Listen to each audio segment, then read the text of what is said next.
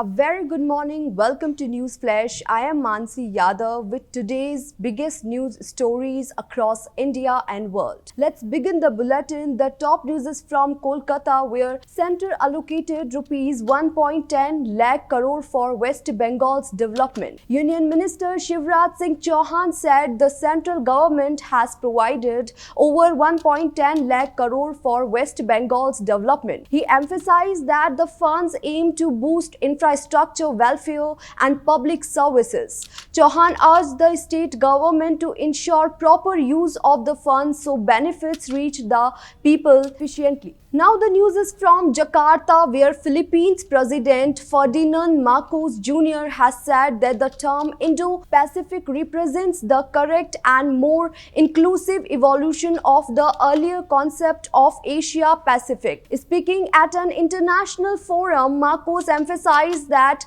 the shift reflects the growing strategic and economic interconnectedness between the Indian and Pacific Oceans. He noted that the Indo-Pacific framework better captures the region's realities, including shared challenges like maritime security, climate change, and trade. Marcos also underlined the importance of regional cooperation and maintaining a rules-based international order in the Indo-Pacific. Now we are talking about New Delhi, where India's services sector continued to show robust growth in July, driven by a sharp rise in new business and a strong global demand. According to the HSBC Purchasing Managers Index data released on Monday, the sector remained resilient, reflecting solid client demand and improving international sales. The report highlighted a notable uptick in export orders while domestic demand remained steady, contributing to job creation and improved business confidence. Analysts say the sustained momentum in services adds to optimism among India's overall economic growth in the second half of the year.